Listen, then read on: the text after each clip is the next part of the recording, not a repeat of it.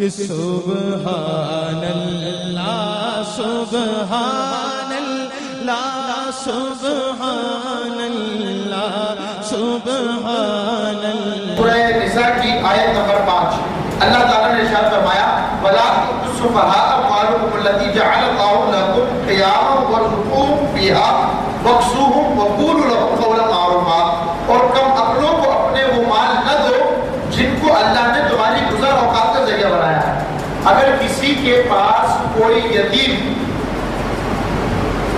ایسا یتیم کہ جو ابھی نابالغ ہے، کم عقل سے مراد کیا ہے کہ ابھی نابالغ ہے، چھوٹا ہے، بچہ ہے، اگر اس کا مال آپ کے پاس کسی نے امانتاً رکھوا دیا ہے، اس کے والد نے مرتے وقت نصیحت کر دی تھی کہ جی یہ میرے بچے کا مال ہے، یا اس کا مال اس کے والد کے بعد جو ہے وہ اس کی پینشن نکل آئی، اس کی جو جاب کر رہا تھا اس نے پیسے دے دیے، کچھ بھی صورت بن گئی، تو اب اس مال پر منمانی کرنے کے بجائے آپ نے اسے سنبھال کر کے رکھنا ہے۔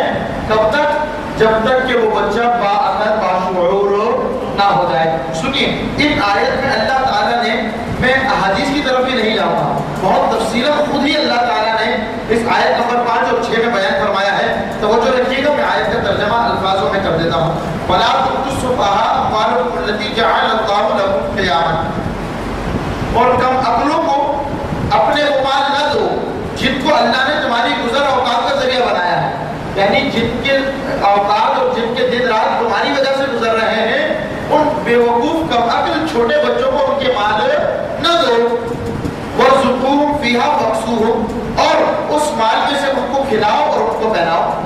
وہ جو مال ہے ان کا، اس میں سے انہیں کو کھلاؤ۔ یہ وہ حکم ہے کہ جب آپ انہیں افورڈ نہیں کر پا رہے، یہ تو وہ حکم ہے کہ جب آپ انہیں افورڈ نہیں کر پا رہے تو ٹھیک ہے، جو اس کے ابا کا مال ہے آپ کے پاس، آپ اسی سے اسے کھلا دیں۔ آپ اسے افورڈ نہیں کر پا رہے، آپ اسی مال کا کپڑا لے کر کے بچے کو پہنا دیں۔ لیکن اگر آپ خود افورڈ کر سکتے ہیں تو یتیم کو دینے اور یتیم پر خرچ کرنے کی کیا فضیلت ہے، یہ میں آپ کو پیچھے بیان کر کے آیا ہوں۔ ٹھیک، وَقُولُوا لَهُمْ قَوْلًا مَّعْرُوفًا، اللہ تعالیٰ ارشاد فرماتے ہیں اور ان سے خیر خواہی کی بات کرو، ان یتیموں کی دل آزاری نہ کرو۔ ایسا نہیں ہو کہ اسے یہ احساس ہو کہ میرے تو ابا نہیں ہے، میں معاشرے میں اچھا آدمی نہیں بن سکتا ہوں، میرے تو ابا نہیں ہے، میں معاشرے کا اچھا مرد نہیں بن سکتا ہوں، میرے تو ابا نہیں ہے، میں اچھے اسکول نہیں جا سکتا ہوں۔ یہ احساس اسے نہ ہونے دو۔ وَابْتَلُوا الْيَتَامَىٰ حَتَّىٰ إِذَا بَلَغُوا النِّكَاحَ، اور یتیموں کا بطور تربیت امتحان لیتے رہو، ان کی آئی کیو چیک کرتے رہو کہ ان کی ذہنیت، ان کا ذہنی معیار کس لیول کا ہو گیا ہے۔ ٹھیک، کہتے ہیں حتیٰ اذا بلغوا النکاح، حتیٰ کہ جب وہ نکاح کی عمر کو پہنچ جائے، یعنی جب وہ بالغ ہو جائے، سمجھدار ہو جائے، جب تک ان کا ذہن، ان کا مائنڈ، ان کا آئی کیو چیک کرتے رہو کہ وہ اب ذہن کی کس سطح پر چلے گئے، اب ان کا ذہنی معیار کہاں تک آ گیا۔ ایسا نہیں ہو 6-8 لاکھ روپے دیکھ کر کے یہ ایک دم بگڑ جائے اور بس بولے کہ جو زندگی ہے 6 لاکھ کے اندر رکھیے اور اس کے بعد تو زندگی آنی نہیں ہے۔ اس قسم کے بچپنا یا ایسا کوئی بے وقوفی اس کے اندر نہ ہو۔ کہتے ہیں فَإِنْ آنَسْتُم مِّنْهُ رُشْدًا، کہتے ہیں تم ان میں سمجھداری کے آثار دیکھو تو فَادْفَعُوا إِلَيْهِمْ أَمْوَالَهُمْ، تو ان کے مال ان کے حوالے کرو، تو ان کے مال آپ کے پاس ہے وہ ان کے حوالے کر دو۔ وَلَا تَأْكُلُوهَا إِسْرَافًا وَبِدَارًا أَن يَكْبَرُوا، اور ان کے مال کو فضول خرچی کر کے ان کے بڑا ہونے کے خوف سے جلدی جلدی نہیں کھاؤ، کہ جناب ہمارا مال کھا رہا ہے دبا کر کے، کیوں؟ ایسا نہ ہو کہ یہ بڑا ہو گیا یہ دینا پڑ جائے، اگر یہ بالغ ہو گیا تو یہ مال تو اس کو دینا پڑ جائے گا، اگر یہ سمجھدار ہو گیا تو یہ مال تو اسے دینا پڑ جائے گا۔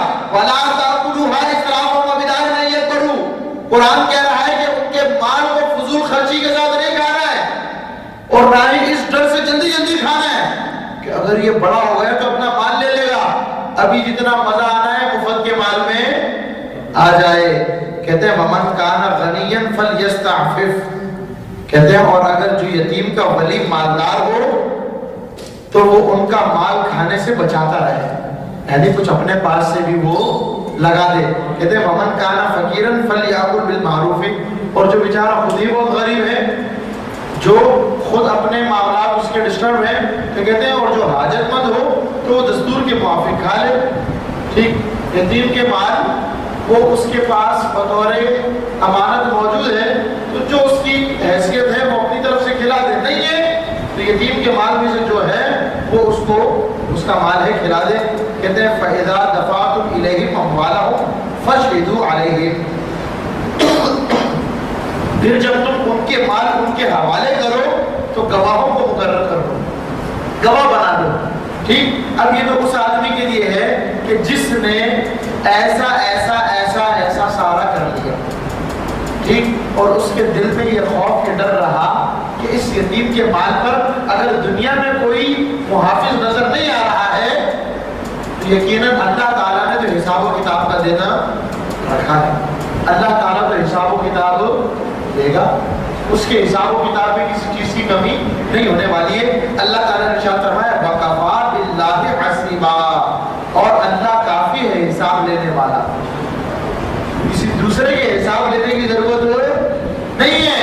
یتیم کا مال ہاتھ کیا لگ گیا کہ جناب والا اس نے یتیم پر اگر 20 روپے خرچ کیے تو 30 اپنی جان پر خرچ کر رہا ہے۔ کیوں بھائی؟ میں تو محافظ بنا ہوں، حفاظت کر رہا ہوں۔ اس کو بولتے ہیں کہ بلی کو دودھ کی رکھوالی دیتی۔ ٹھیک، اگر دنیا میں کوئی حساب لینے والا نہیں ہے تو وَكَفَىٰ بِاللَّهِ حَسِيبًا، ٹھیک، تو اللہ کی ذات تو حساب و کتاب لینے کے لیے۔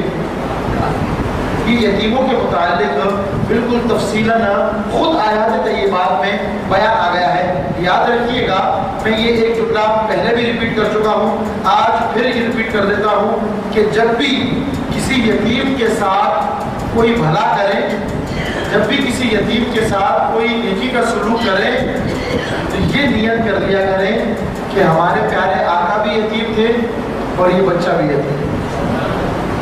اس وقت آپ کی نیکی کا معیار بڑا تبدیل ہوگا۔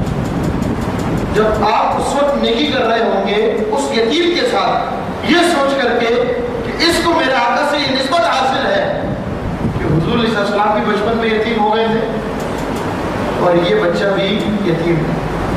آپ جب یہ ذہن میں رکھ کر کے اس کے ساتھ نیکی اور بھلائی کریں گے تو انشاءاللہ اللہ رب العالمین اخلاص عطا فرمائے۔ اللہ رب العالمین ہم سب کو توفیق عطا فرمائے۔ وعلیہ السلام۔